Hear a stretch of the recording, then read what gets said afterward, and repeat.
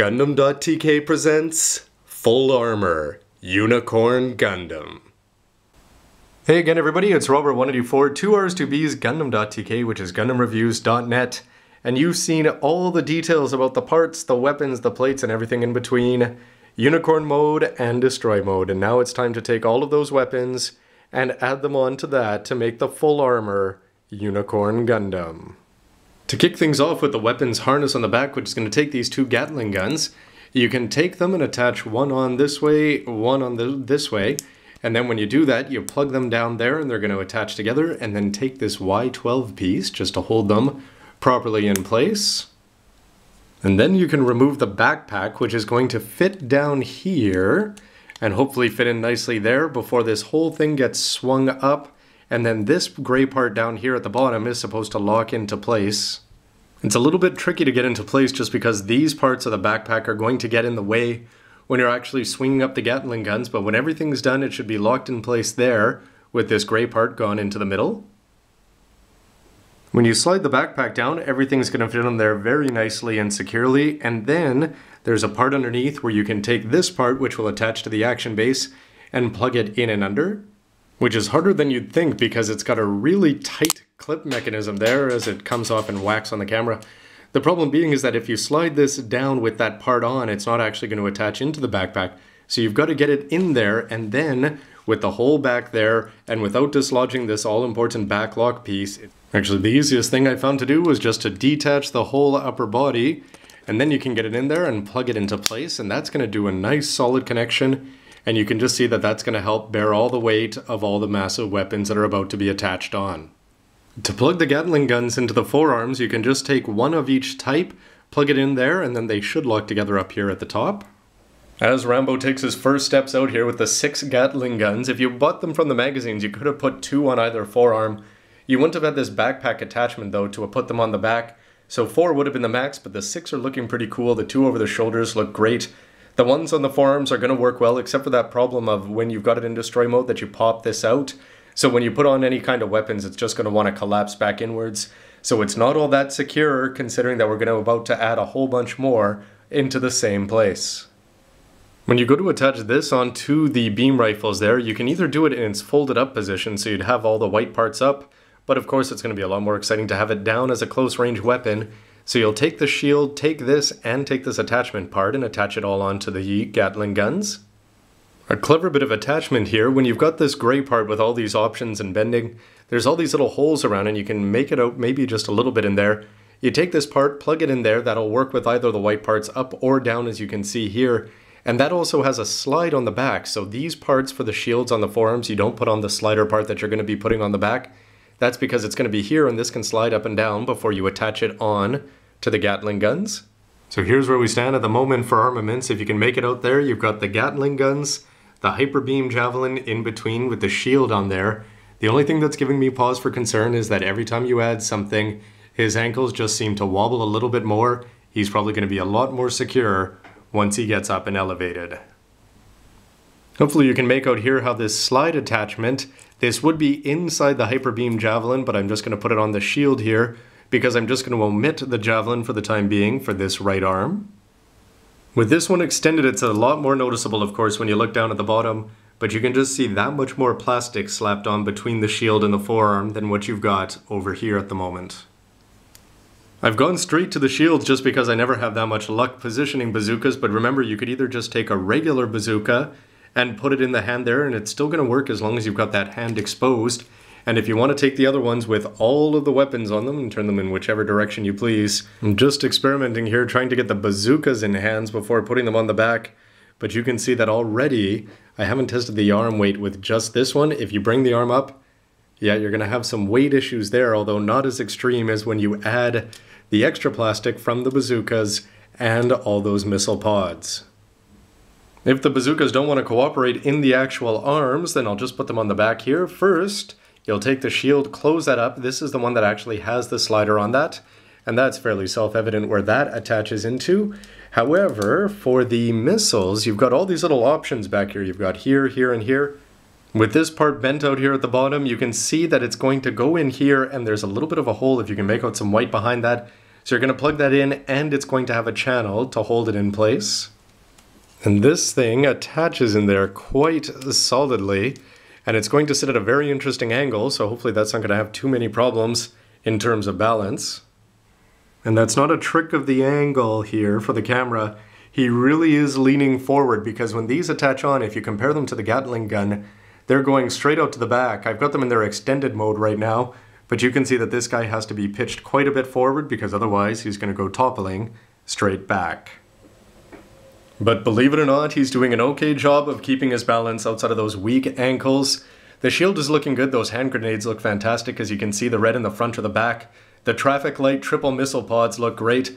Those forearms are fantastic. Basically, this guy is just getting more and more armed to the teeth, and there's still more to come. And I mean that in the most anticlimactic way possible, because yes, there's hand grenades, which are just going to add some more red to the lower body. They're going to look really good down on the leg, adding some red next to the knees that I really should do something about fixing, but probably won't bother to the end.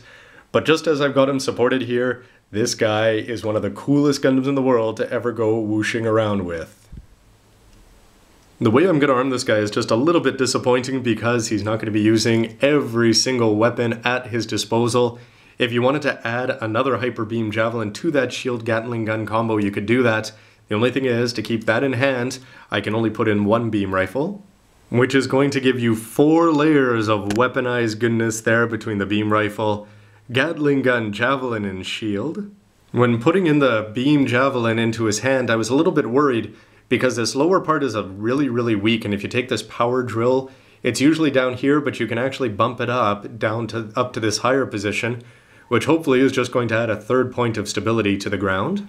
You know, in the process of doing things, some things you expect to fall off and some things you don't. But here, the thing that I was hoping to be the most impressive, this javelin here, the problem is it's not going to want to touch the ground no matter what angle, even if you just put the arm at a 90 degrees there. And because of that, it's just going to be up in the air, and you can guess that with this much weight, it's just going to collapse forward and then fall out of the hand and just create a myriad of problems. But upon a closer inspection of the instruction manual, it looks like they're cheating and having it rest on the toe.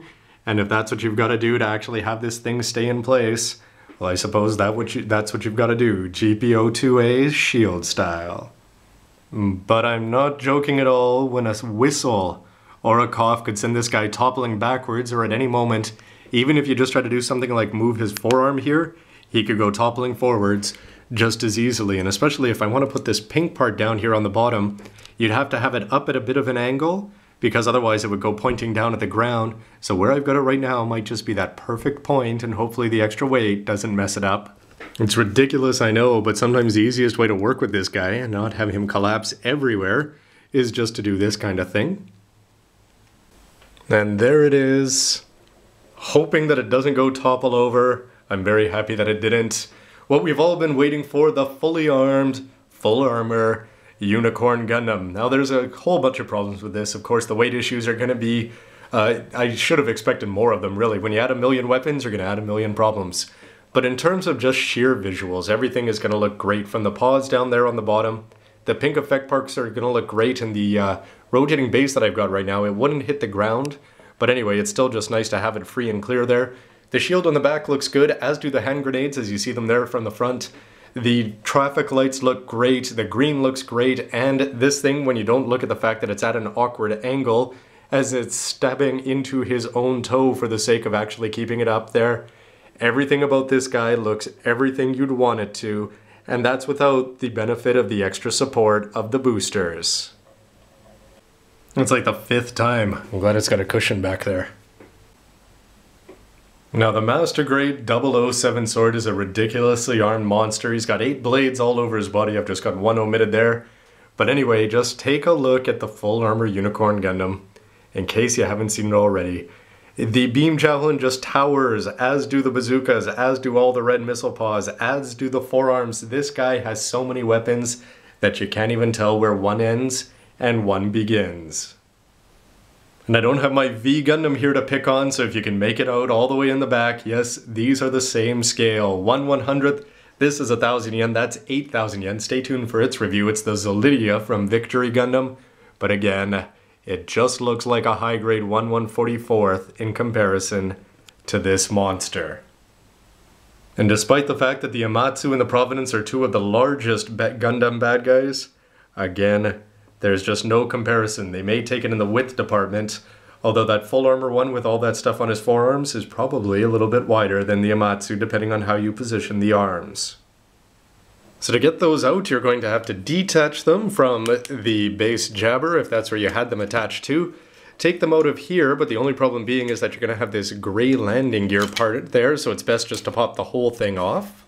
Once you've got them here, all you have to do is plug them into the back and prepare the lawn furniture for support. And it's good because even when they collapse, even the boosters are going to provide an extra level of support. Really, sometimes it's just strange things after strange things that just falls off this guy. This is nothing but frustration as weapons are falling off, those things don't want to stay in place, and everything that can fall will. I'd better film it here because I'm probably not going to have any more luck than what you're seeing. Anyway, when you take a look at it from the top, this is the kind of angle that they're going to be sitting at. But these parts here, I've got nothing good to say about them because first of all, the bottom part is going to be, yes, it's looking good because it's symmetrical top to bottom. But because of that, the base is too wide, which means it's not going to want to stand up. And they tell you just to perch it in between this little part here, and then it should just sit in there ever so nicely. Well, after about the fifth topple over, it just doesn't want to seem to happen. But does it look good? I think if you're looking at it from the front, well, you wouldn't even know that they were there.